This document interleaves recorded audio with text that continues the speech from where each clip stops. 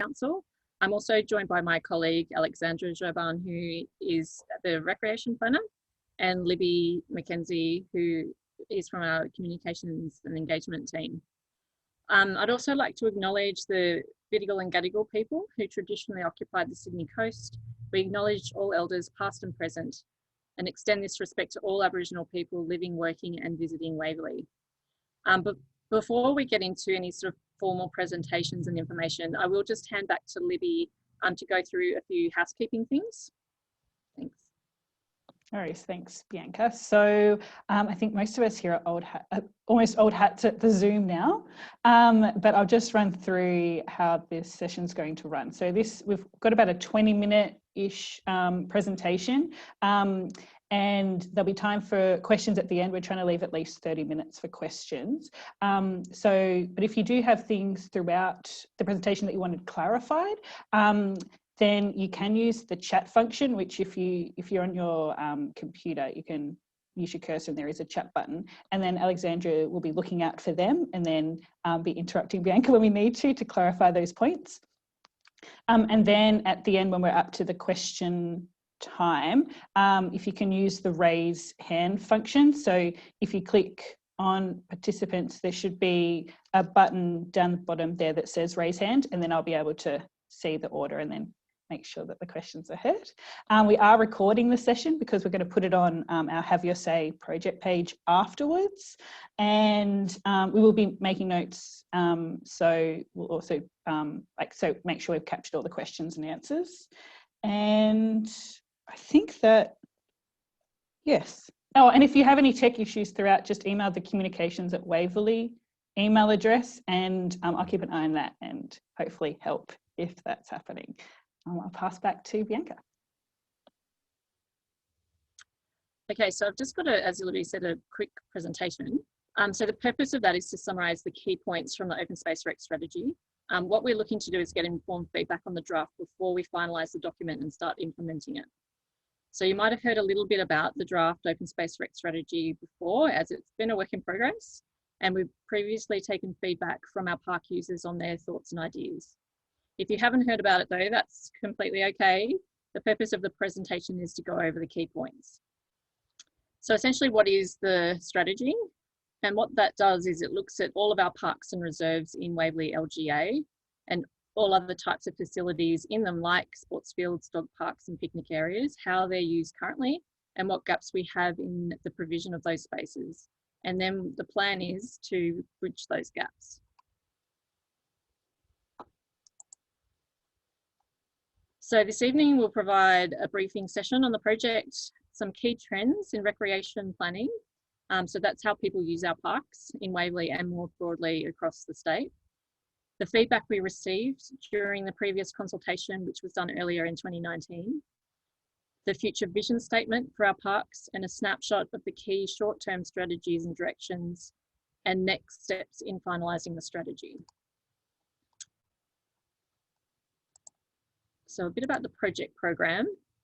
So to date, as I said, we've completed a first stage of consultation and prepared the draft document, which hopefully you've seen and downloaded from online. So council's endorsed that draft strategy for the purpose of getting feedback. This feedback we'll use to finalise the plan. So we might make some changes where we need to and then send it up to council for adoption. We're hoping to adopt the strategy by early next year when council reconvenes after Christmas. And it's also important to note that in implementing the strategy, it's essentially a 10-year process. So it's a long-term plan. And it's also worth noting that this is a strategic document. So many of the works that we identify to take place will need further planning and community consultation before we realise them. So this won't be the last chance to have a say on any of these ideas. Now I'll just go through some few key trends. So this is how people use parks and exercise today, which is a bit different from days gone by. These points just help us understand how people are using our spaces and how we can accommodate community needs in future. So we're living in a high density area within Waverly and people do rely on our parks. really heavily. People don't have big backyards, or if you're in an apartment, you may not have a backyard. That places more pressure on our parks and rec facilities. It's also particularly relevant in places like Bondi Junction. Today, we also feel more time poor. So what we do with our time is really well calculated. We've seen a drop in more formal sports in participation. So, team sports, if you like, or club sport, which would require training and match schedules, and an increase in activities which fit in with our lifestyles, such as things like, going for a jog, or walking, or going to the gym. What motivates us to exercise and recreate essentially is also changing. So people are less likely to be motivated to master a sport or be competitive, and more likely to have personal fitness goals.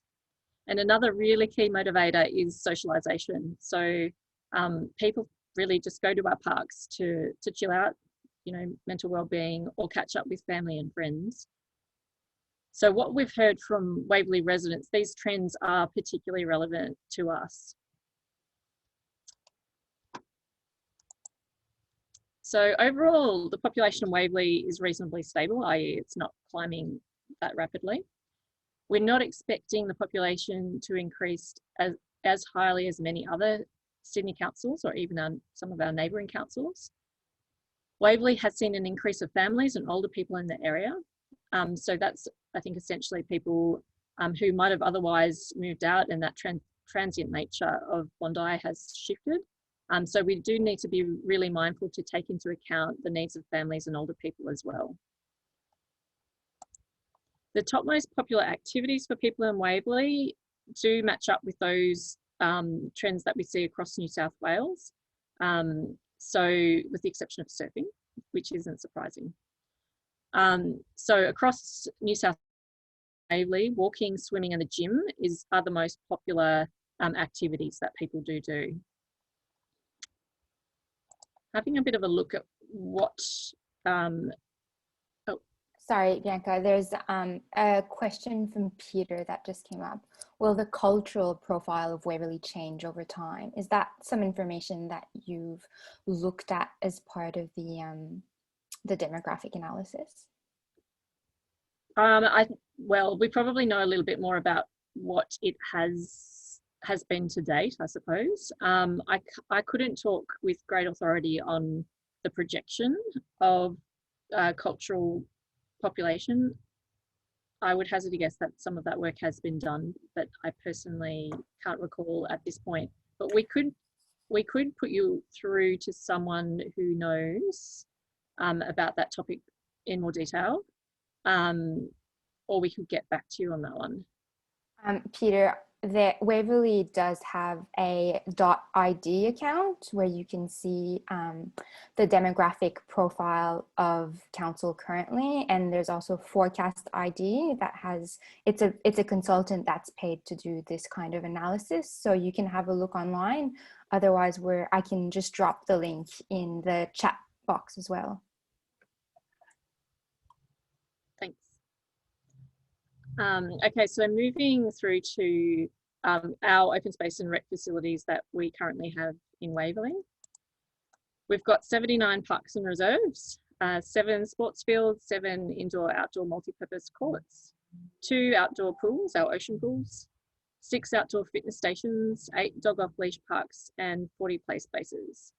We have world-renowned beaches at Bondi, Bronte and Tamarama, 7 kilometres of coastal and clifftop walk, and our parks do have some great heritage values and biodiversity values as well.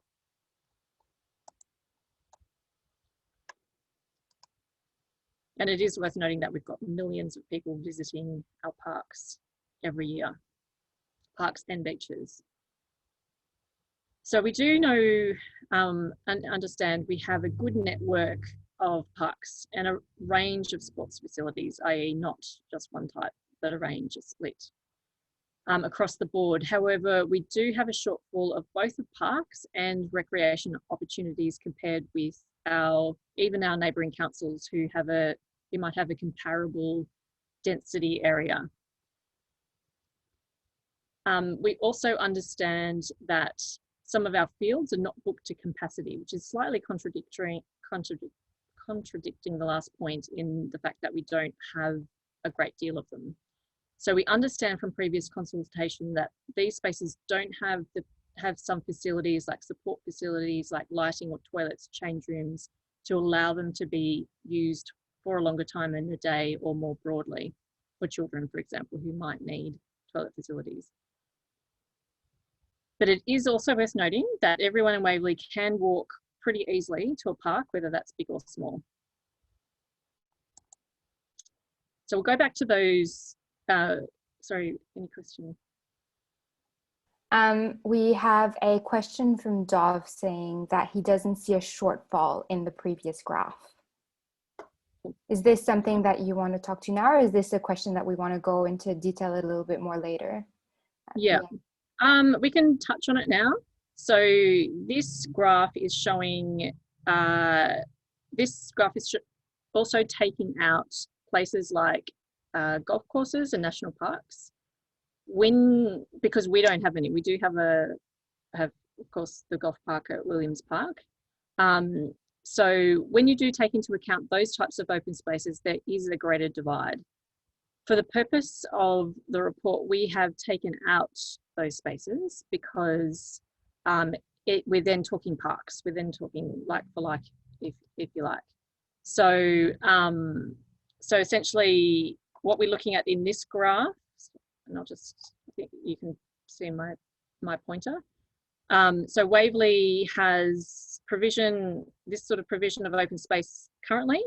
Then when we take into account future population growth, we've got slightly lesser provision. So that goes back to my point where our neighbouring councils are going to have a greater gap in future because they will have more people living in the LGA, in their LGAs, where we aren't expecting that gap. So compared to City of Sydney or Randwick Woollahra, we have slightly, well, City of Sydney has, we're sort of on par with, whereas I can't see to the right of the screen, certainly places like Randwick have a lot more and Woollahra have a lot more. When you start looking at statistics further than that, whether it be Inner West or the North Shore, anywhere else, there is a much greater divide in the provision of open space, which I suppose you might expect just from really looking around those sort of suburbs. Does that help explain the data a bit more? I suppose it's just worth noting that the way this data is presented, we're looking at area, so per hectare of open space per 1,000 people. So how many people are using our parks? So going back to community engagement results, which is looking back last year in the stage 1 consultation that we did and the results we got from that. So when we asked people what they like about our parks, the most common response by far was that they wanted to see our spaces green. They wanted to see them retained as green space. They wanted a place to relax and exercise and access nature, which of course I'm paraphrasing. Overall, people want to see more facilities to support what they like to do. So if people have a young family, by far we hear that they're interested in playgrounds and play equipment. If people have a dog, they're very much, of course, interested in dog off-leash areas. And if people play sport, we, of course, get feedback that they want more sports facilities. So it is important to note that we do sometimes have competing interests fairly often, which isn't surprising given the density of our population and how many people use our spaces. For example, people who have a dog would like to see more dog off leash, whereas we do often also get the comments if people don't have a dog, they feel that there might be too many dogs or too much dog off leash. Same with facilities such as sports grounds or the like. We do our very best to balance needs, but it is worth noting that point, I think.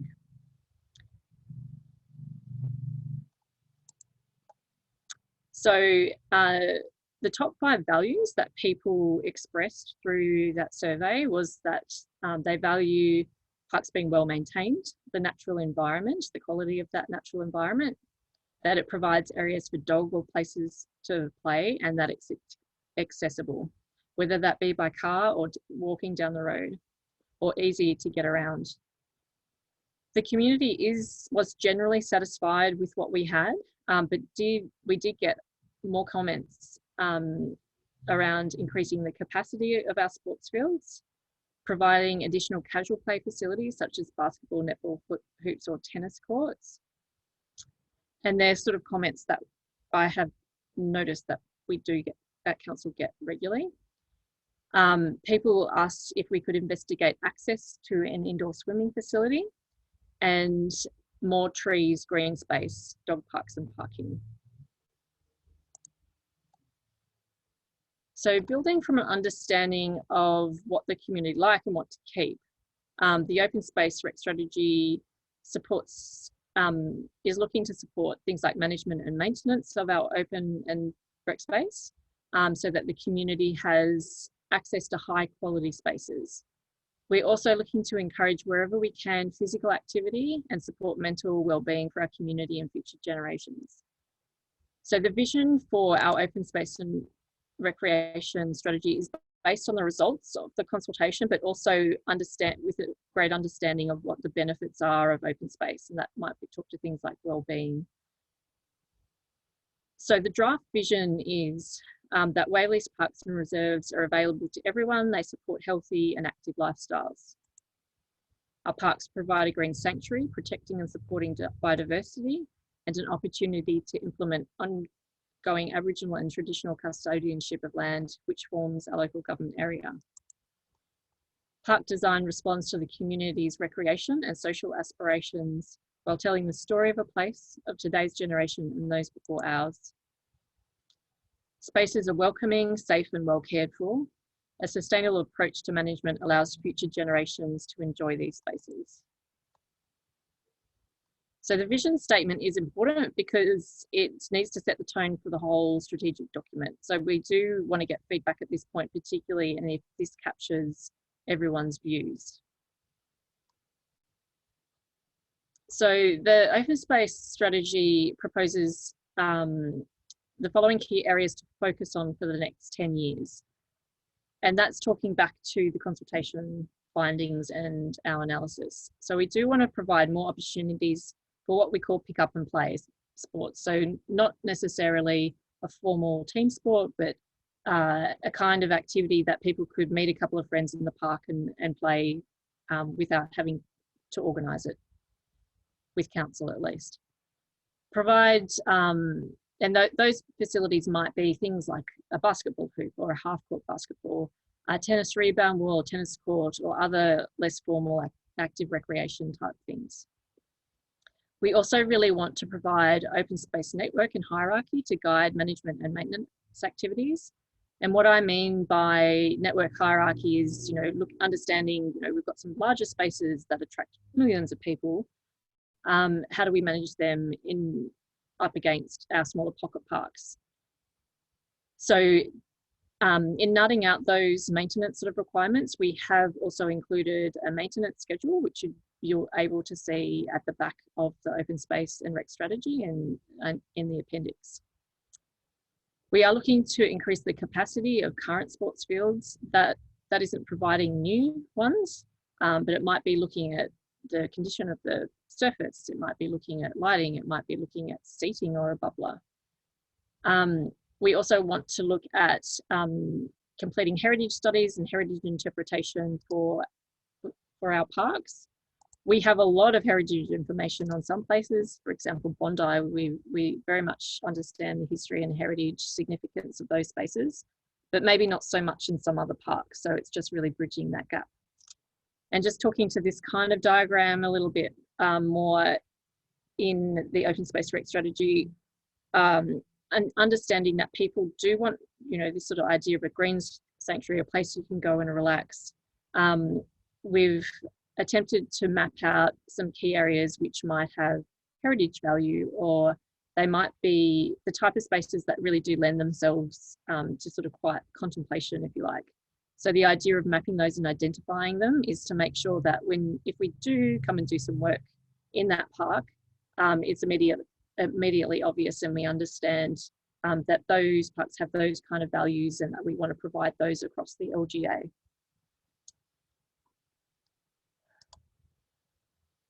We also are looking to improve the pedestrian environment around open spaces and parks.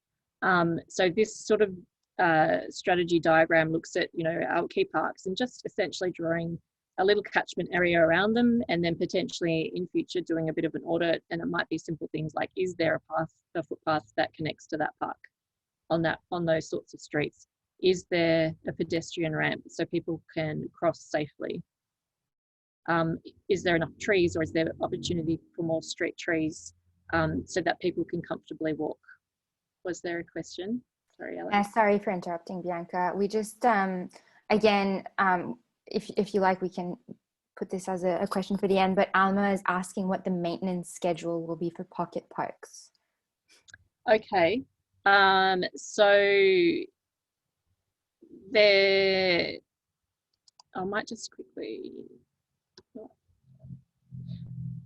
maybe I'll come, if that's okay, it is a good question, but I might come back to that because I can always bring up the strategy document just after it and show it to you. That might be helpful, which would just save me. Yeah, that sounds like a good plan, Bianca. Yeah, then we might need to open the strategy anyway for other questions later. I do have it open. I just, instead of jumping around. So I'll definitely take that on notice. So we're also looking to improve provision of support facilities like the seating and water fountain facilities, and locating one toilet block at least, hopefully, which is accessible from the cliff walk, because there aren't any currently. We're looking to establish a framework to support ongoing community and stakeholder engagement as well. So the strategy has an action plan for what council would like to focus on over the next sort of 10 years. But those goals are divided into sort of short, medium and long-term things. So there are some things that we can kind of do, start to program now, and that would involve, as I said, more investigation and more consultation for those individual projects. And there are things that, might take a longer lead time. If we are looking to partner with organisations, for example, Sydney Water across the Williams Park Clifford link, then, they're sort of 10-year kind of goals, if you like, which we'll be talking to you about again as well. So for the sake of summarising some of the key directions, and we're sort of more talking about short-term directions here, which might be more relevant to where you live and play, we've illustrated some of these on these sort of locality maps. So those are, Bondi Junction, the beaches, and Northern. So looking at Bondi Junction, some key focus areas here, with an understanding, with the exception, of course, of Centennial Park and Queen's Park, which are invaluable to Waverly, within the actual junction area, there aren't that many park opportunities. So we are looking to improve greening in these particular pockets, so within Bondi Junction itself.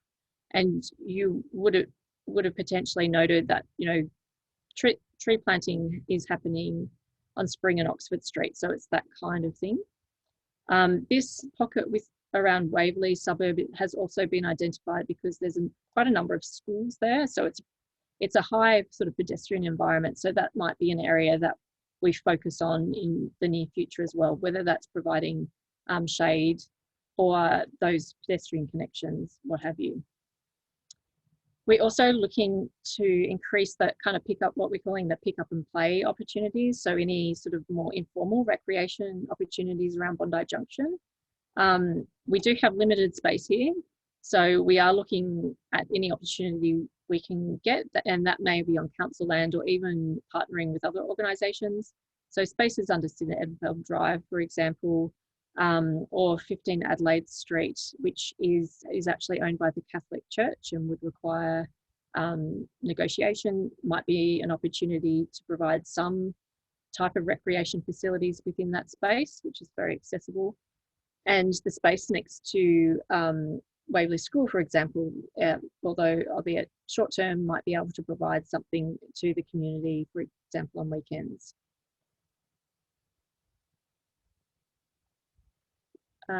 Does anyone have any questions specifically about Bondi Junction?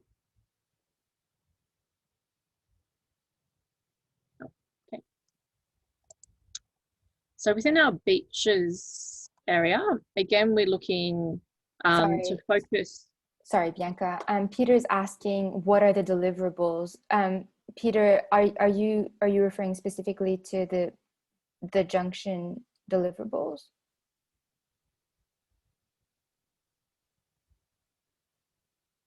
Yeah, I'm kind of sorry. I'm trying not to always interrupt, so just add comments. But in terms of, I'm assuming it's working towards something over 10 years, and so that the intent is that there will be something that's going to be measured to help guide the decisions over the next decade that you're trying to achieve in each of these regions, so that Bondi Junction will, there's a target that you're trying to reach in 10 years, and like the space or whatever, the quality of the space, and that would be guiding what's going to be happening in Bondi Junction, is where that question's coming from. Yeah, so you'll see in the strategy there's a bit more information per locality.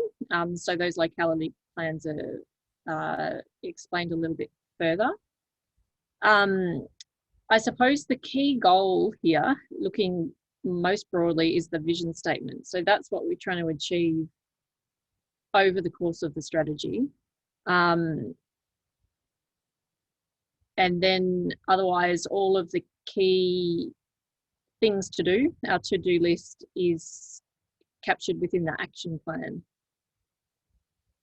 Within that, we have some key outcomes. So you'll see, and again, I'll get this strategy document up in one moment. We can do that really shortly. So within each section of the action plan, we have some key outcomes and we have some key directions, and they're the things that's essentially what we're looking to achieve for those spaces. I'll go through the structure of that with you because we've just got two more localities we can step through, and then I think it would be a great idea maybe I'll just get up the open space rec strategy and explain a little bit more about what's in the sections. So it sounds like that might be helpful.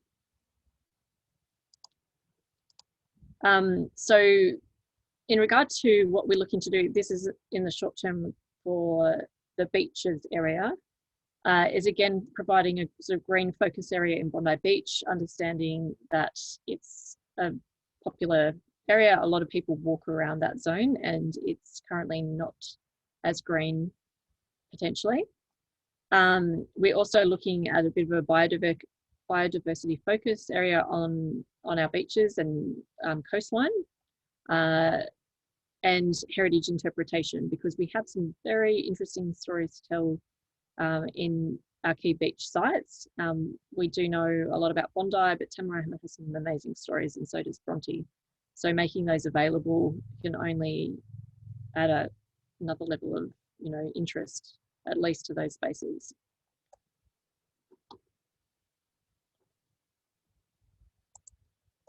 So within the north area, we are looking to provide access to a toilet facility from the Cliff Walk. We don't have any toilet facilities north of Bondi at all in any of our parks. And just understanding that we do want to make the Cliff Walk more popular and more desirable and enhance that as much as possible. So, with millions of people walking along there and, walking that route takes at least an hour, you potentially do need amenities. also noting that we aren't looking to provide toilet facilities in places like Rodney Reserve or Raleigh Reserve, where we've already heard the community aren't open to those sort of options. They would be somewhere else.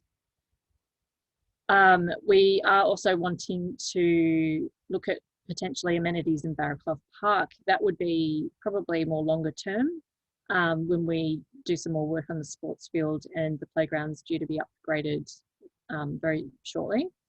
So once that is sort of in place, then we would look at those sorts of support facilities. Also looking to improve places like Dudley Plage Reserve, the turf, for example. It's very difficult to manage because it's on a reservoir, and it's also owned by Sydney Water. But there is work we could do to look to improve that, to keep it green, make it a nicer place to play. And if possible, look at places like Rodney Reserve, which is one of the larger open spaces in the north, provide some opportunity for potentially pick up and play, whether that might be like a basketball hoop or even a half court or just a rebound wall. It may not be a full court, or it could be, just depending on the feedback we get. Sorry, Steve Dove, you've got your hand up. Would you like? I think I'll just unmute. If you want to. Can I speak? Yeah, sure. So I'm just wondering about the sports court in Rodney Reserve, where I don't recall that being in the first consultation, and I don't know where the desire for that came from, other than that there's space, let's fill it. But certainly the residents were never consulted as to whether this was something they wanted or not. So I'm just wondering where that whole idea came from to put a sports court in Rodney Reserve, and who asked for that specifically.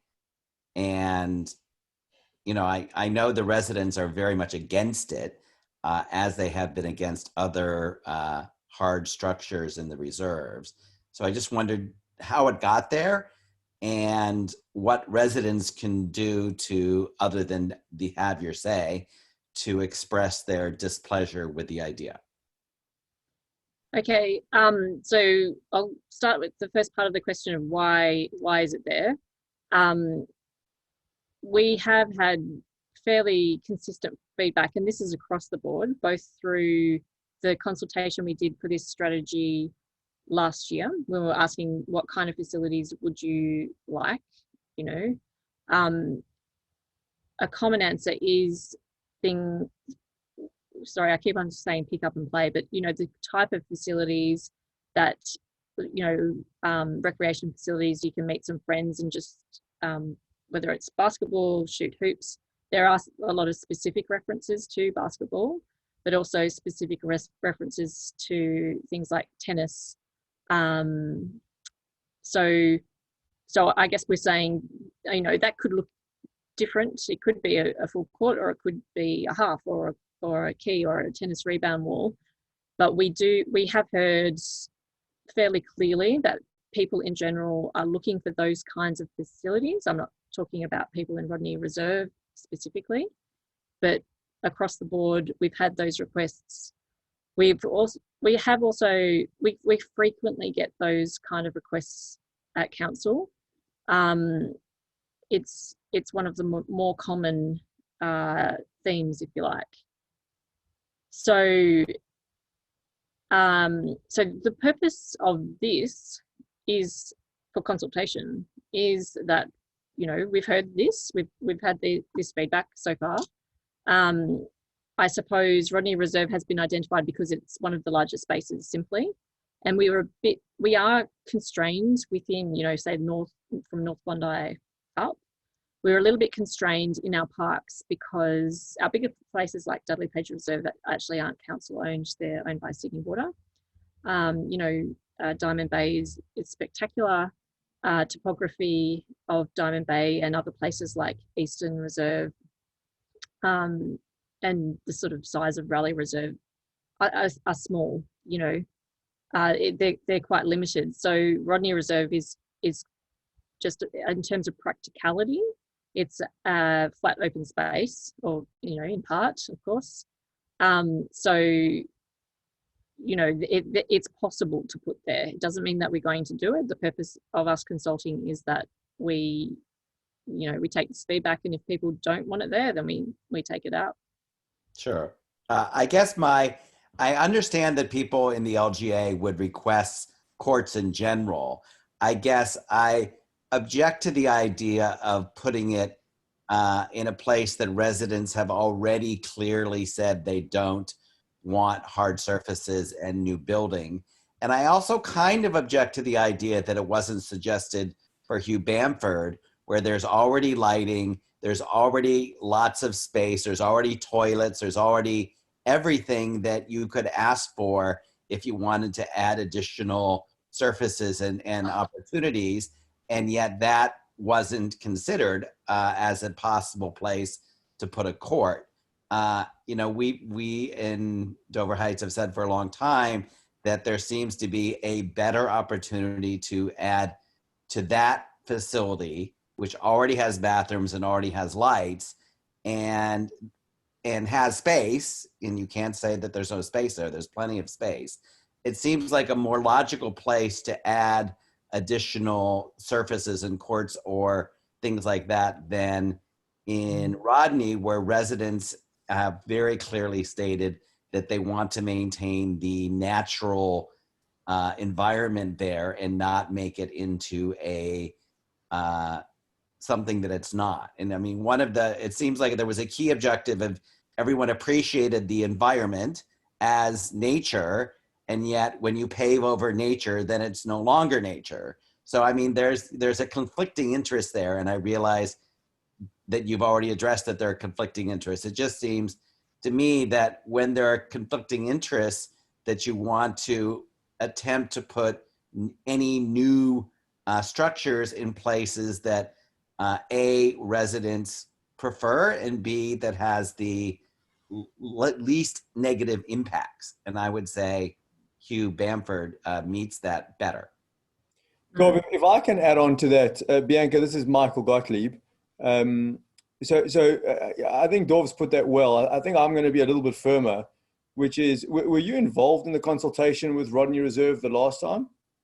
I wasn't, not personally. So what I think is really disappointing is we went through probably 6 precinct meetings where my understanding is that precinct meetings, we generally get kind of sub 10 people.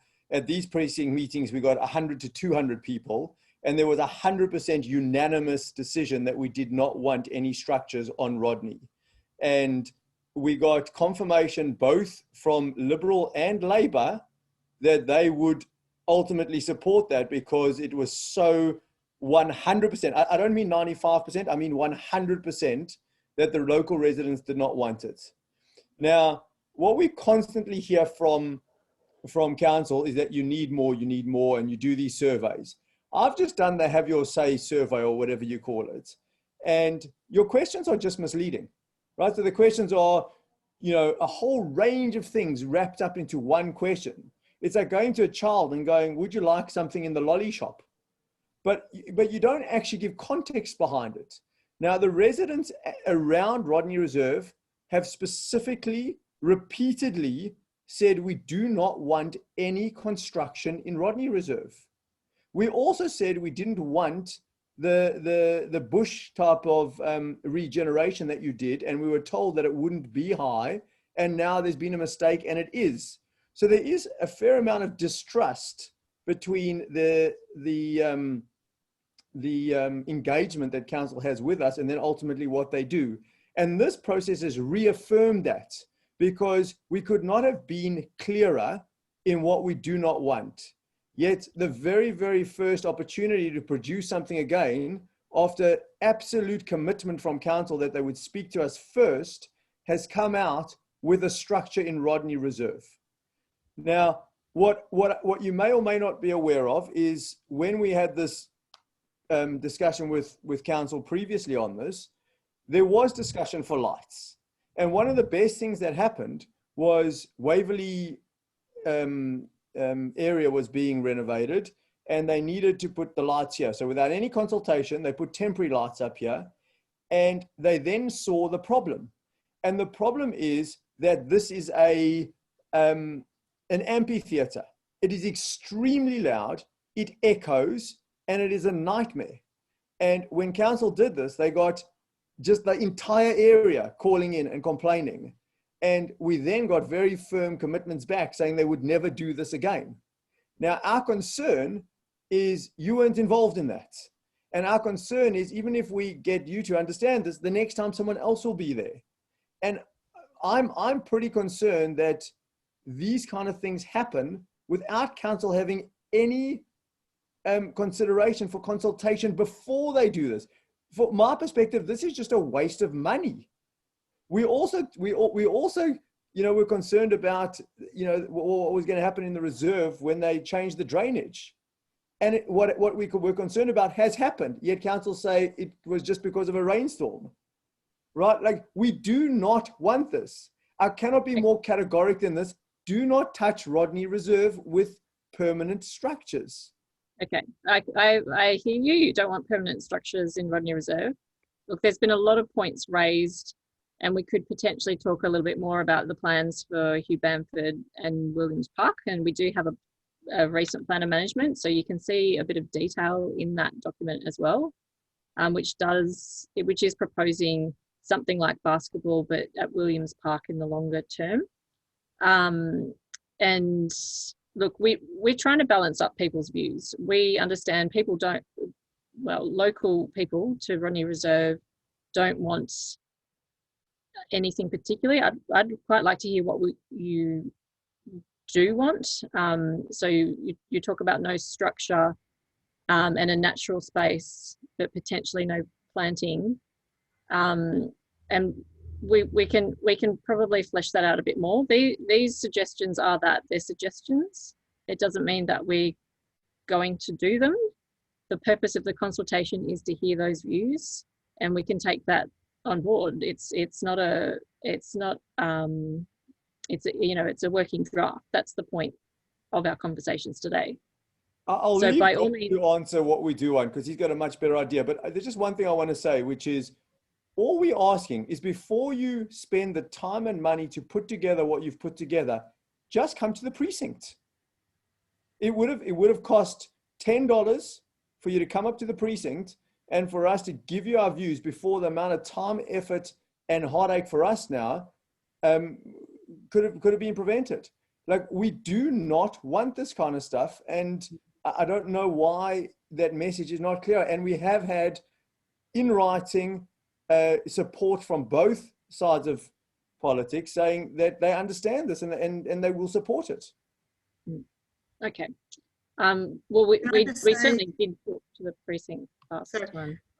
Sorry, Bianca, I was just going to say, Michael, you may or may not know me or remember my name, but I work with the precinct committees, and I do recall the time that you're referring to. I think it was when Councillor Betts was mayor.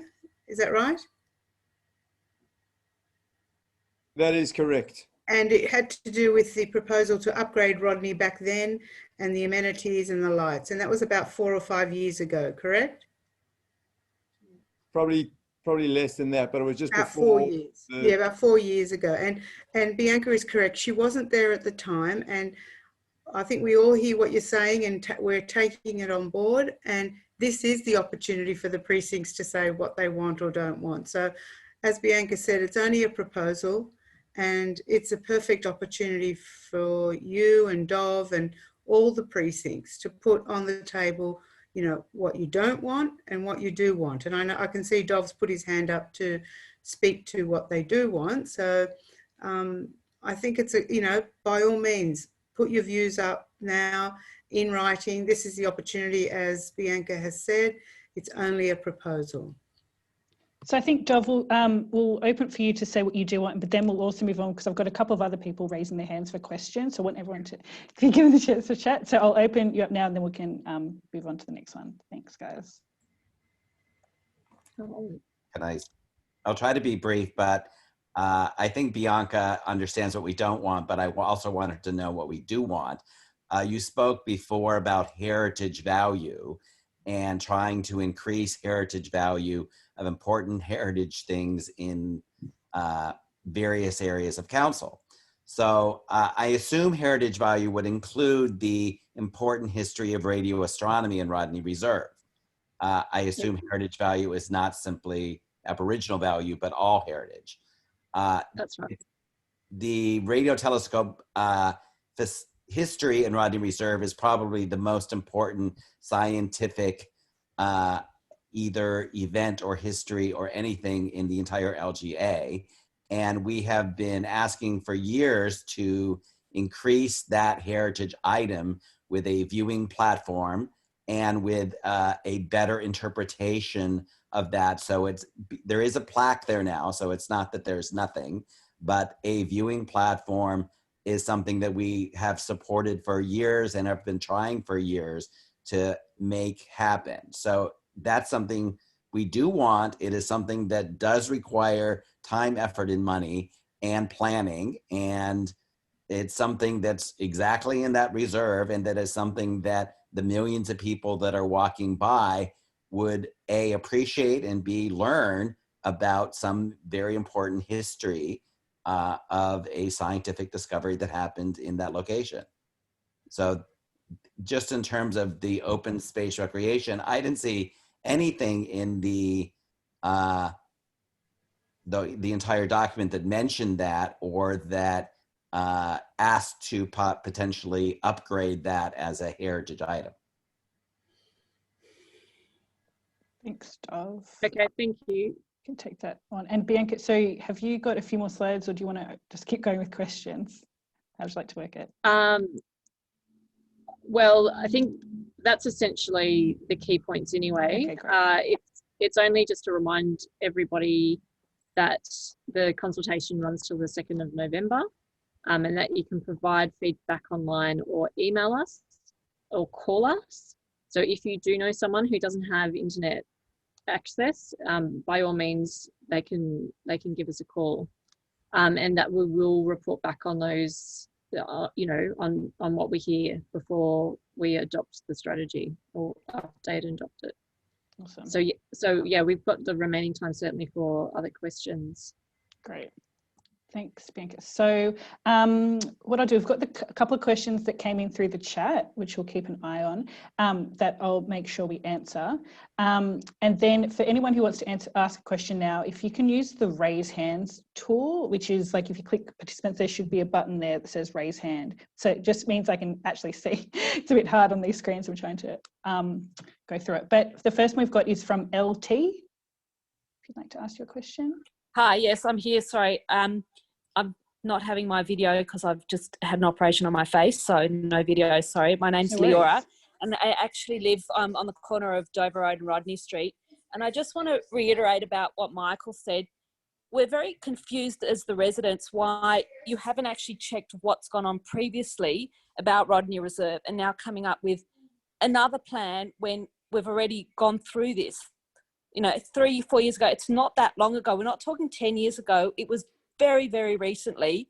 And I just want to back up with what Michael said and just say that residents are really not impressed that Waverly's gone and spent more money when we've said we don't want this.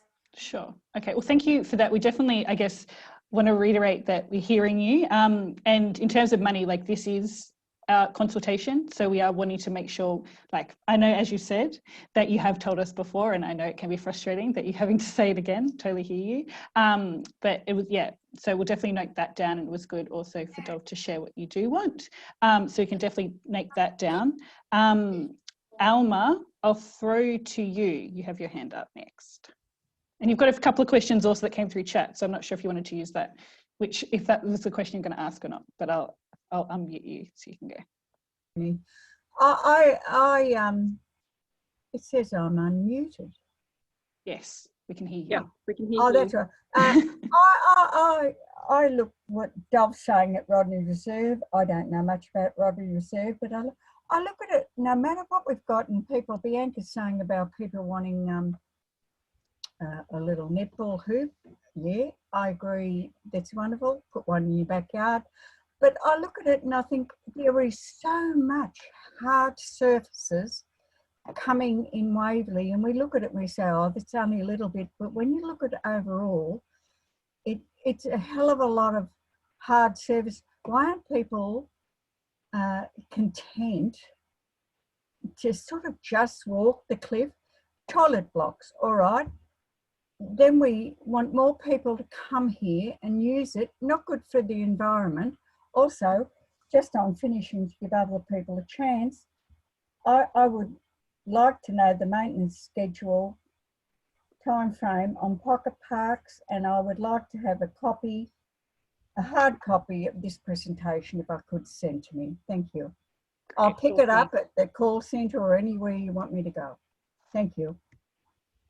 Thanks. Okay. I'll note that that last part. I suppose the only further thing to note, we have heard through this process and previously that, as I said, the most common thing that people say that they love about the space, either now or want to see in the future, is that it is I say green sanctuary. They're my words, but that they want open space to be just that. They want it to be open, they want it to be green, and they want it to be natural. So I absolutely have heard that, and it's certainly, I think, an underpinning principle of what we try to do.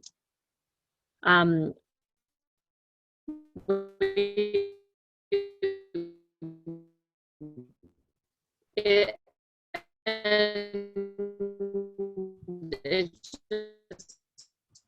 sounds like you might be having some tech issues. Bianca, you're cutting off. We do Y and Z, whatever it might be, and it's all. Oh no. Okay. You're back, I think. Hello? Yep. Hi. You're back, I think. Maybe not. No, I can't hear anyone. Okay. Good. Sorry. Strategy. So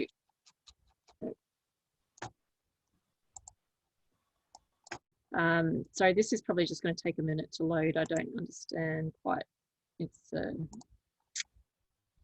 a web or memory thing. So at the back of the document, we did have a maintenance kind of sort of schedule, and that the point of that was to at least provide an account of the kind of maintenance activities that take place in our parks, so that everybody is on the same page. So it does look at the description of all of those kinds of activities, and it looks at what we've called service level. So, for example, in our beach parks and in our parks with sports fields, which are things like Waverly Park, they have a high service level.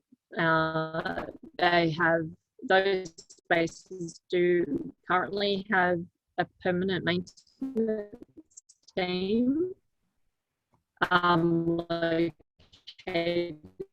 there, whereas our smaller spaces, neighbourhood or local parks, have.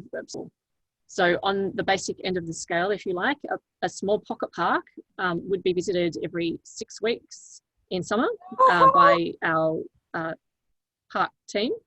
So in summer, they'd be visiting every 6 weeks to mow, but in winter, of course, they're not mowing potentially much at all when the lawn's not growing. So the point of having this schedule is to to consult on it so that, you know, all of those kind of activities are there, and to say that this is sort of a service schedule.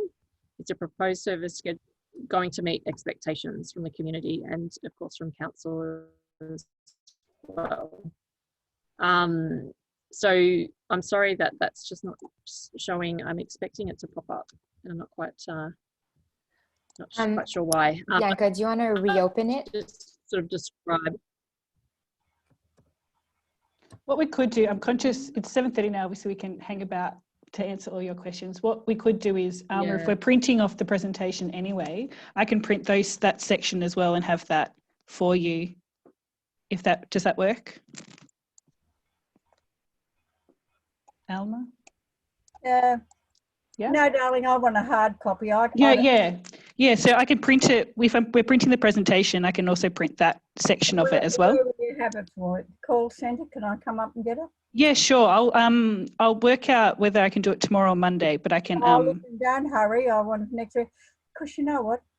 I just look at it and I think I have been through this 30 flipping bloody years doing this, and I look at it and I think we're getting nowhere. We're not going forward. Anyway, I want a hard copy because I wanted to present to people in our area. Thanks, darling. Yeah, sure. We can work through for Thank sure. you. So I'll hand to Dove because he's had his hand up, and then we'll go to Peter, and then we'll see how we go timing wise. So Dove, if you wanted to go, see if I can unmute you.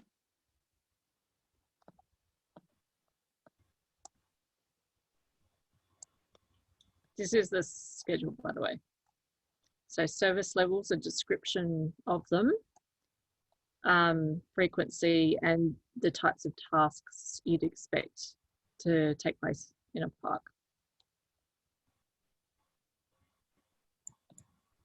There you go, Dove. Okay, so I guess maybe you could move it up, Bianca, so I can see what it's saying about parks like in the northern section. My issue is what is maintenance? Does maintenance include removing trash? Does maintenance include planting of new trees? Does maintenance include removing trees that weren't meant to be planted? I mean, so I guess, you know, there's issues with trees and trash in the northern parks, and I'm not sure that's addressed by this. I'm just asking. And if so, so picking up litter, for example, would be included. okay. If you're planting, which parks are, which type of parks is that? So under, I assume that's different. Each column is a different type of park. Yeah. So beach park. You're referencing Rodney Reserve specifically? Rodney Reserve, Diamond Bay Reserve, Raleigh Reserve, you know, even New Bamford, all the northern parks. If this is saying that they pick up trash once a week, I would say that's just, if they're proposing to pick up trash once a week or once or whatever, I would say that's great. I would say that certainly doesn't occur now. And what about trees? Okay. So I'll just touch on that one, I suppose. So planting new trees, for example, isn't really part of a maintenance framework. That is maintaining trees that have been planted. Maintaining trees that are planted, yes. It does get more complex when it's a bush care area, but we can park that for now. Or removing trees that weren't meant to be planted. Well, yes, I suppose it's not going to be talking about the maintenance schedule is not going to be talking about specific places and what the specific tasks are, but I will just show you. So we're talking about neighbourhood and local parks in that schedule. So there is also a cross-reference to our hierarchy diagram. So here, classification of Waverley Parks and Reserves. So if you did want to look into some more details, we've listed all the neighbourhood parks, so which might be of interest to you, things like Diamond Bay Reserve. But a sports park, for example, is Rodney Reserve. So that's a sports park. Whereas Raleigh Reserve is considered neighbourhood. I don't know if Clark Reserve's of interest, but that's neighbourhood, for example, if you like. So if we know Raleigh's neighbourhood and Rodney is a sports park, the suggestion when you go down to the schedule and you want to know how often, for example, someone picks up the trash, we'd go to hand pick up litter. So daily to twice weekly in summer months, or weekly otherwise. Whereas if you were in one of those neighbourhood park spaces, such as Raleigh, they would be checking for litter when they visit, and their visit schedule is going to be 6 weeks to 3 months, depending on the season. Right. So I would. So if you had feedback about those specific things, like, you know, you wanted to see litter to be more of a focus, or you felt that twice daily wasn't enough, you know, for example, or 6 weekly wasn't enough, then that's the kind of feedback that would be good to hear. Because being clear in expectations is helpful. Sure. Like even with the most ambitious thing here with a sports park, the service frequency being monthly, the idea that you pick up trash every month in a park that's being used every day by little littering kids is completely inadequate. So I would say all of these things, other than the beach parks, which we're not talking about in the north, all of them are woefully inadequate. The idea that you only pick up trash every 6 weeks to 3 months in some place like Diamond Bay Reserve has made it into what I would call already a trash heap, and council seems unable or willing to deal with it. So I would, sure, I'll express that in the survey, but I think those are specific things that are woefully inadequate.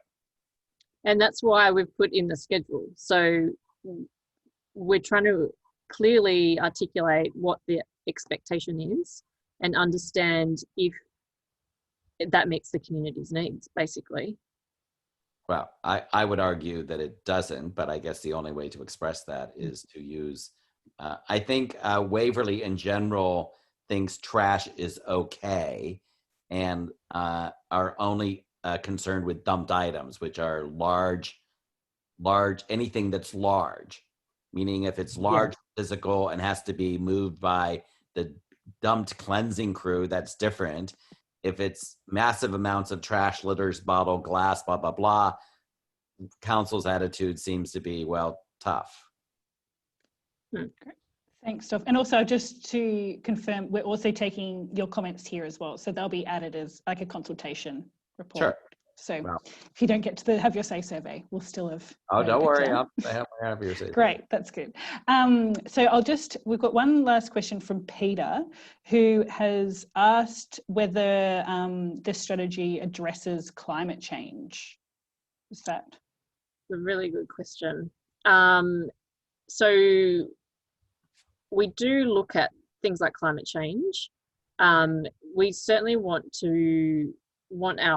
we need our open spaces to be, I suppose, at least adaptable to climate change. So things like, I'll see if I can find a specific reference, which isn't just about beaches. It's also very much about, you know, our cliff top parks as well as everywhere. So on page 78, let's go.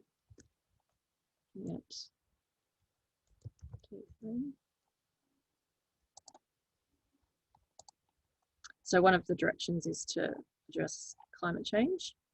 And there, you know, there are other council documents which do look at climate change as well.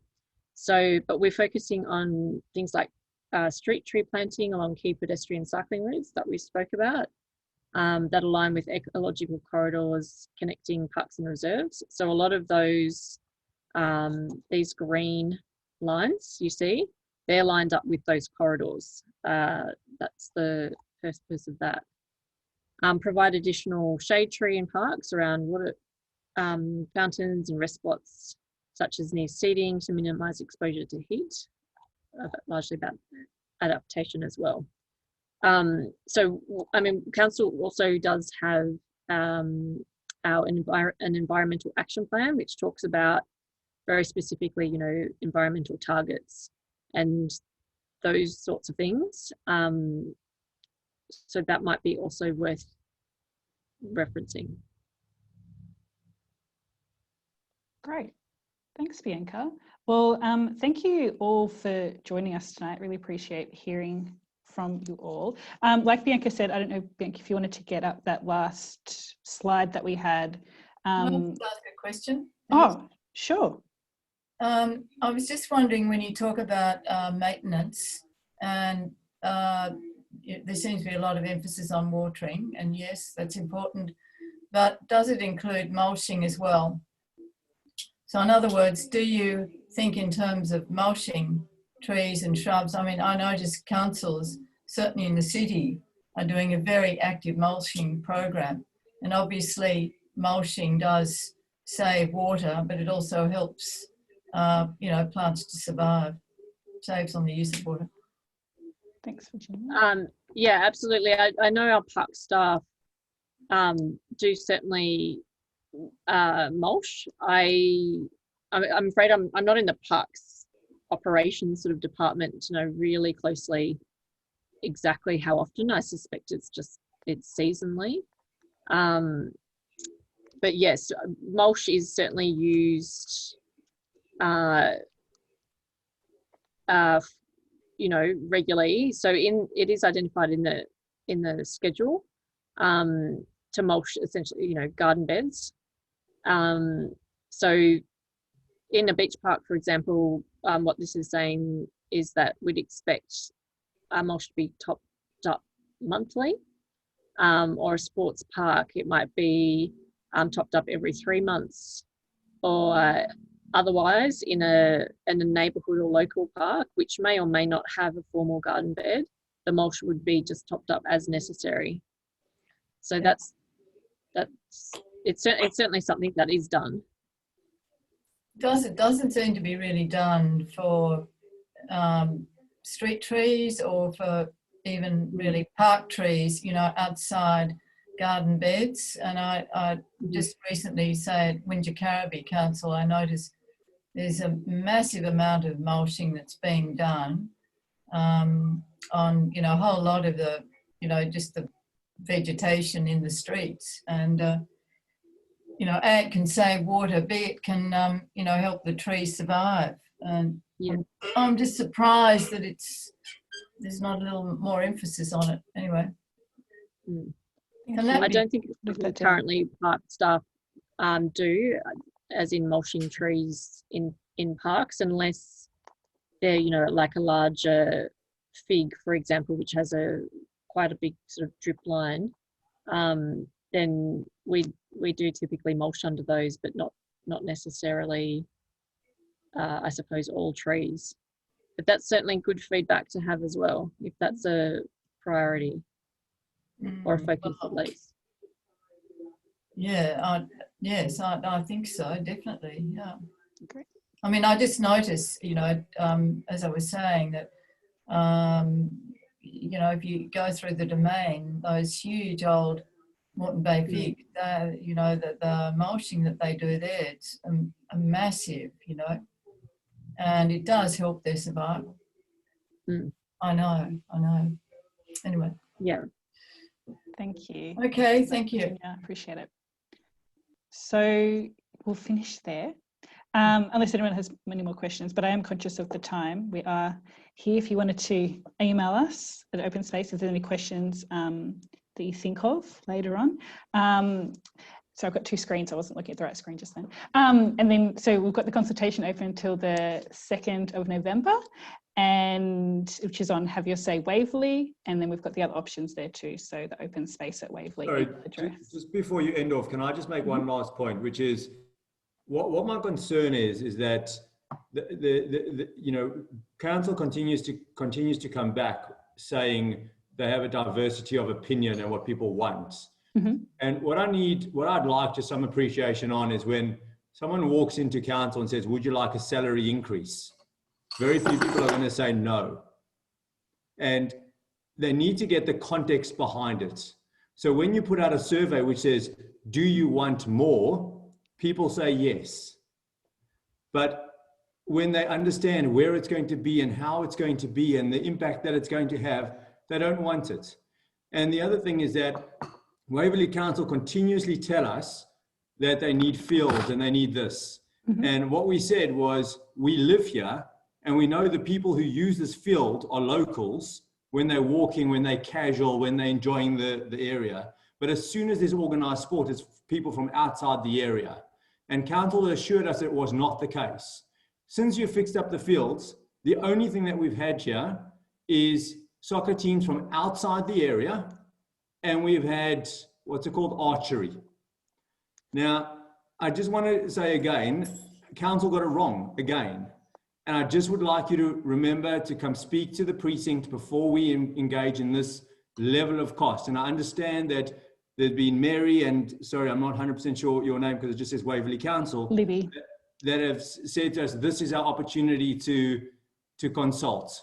All I'm asking you is before you spend another $100,000 doing a very impressive document like you've done, maybe let's clean up the parks more often so we don't have the trash.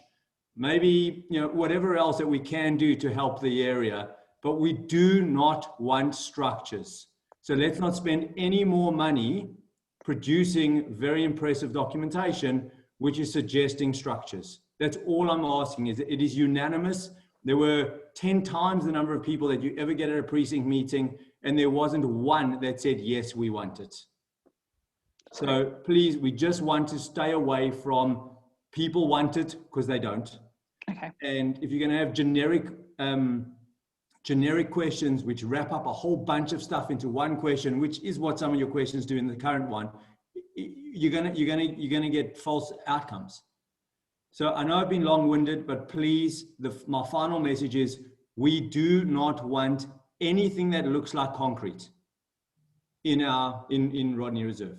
Thanks, Michael. I really appreciate it. It's good feedback to have. Obviously, we're not drafting a survey, we're trying to get the most out of it. And that's why we want to couple it with these things too. So it's actually really good to know to improve. Thanks so much for coming tonight. Great.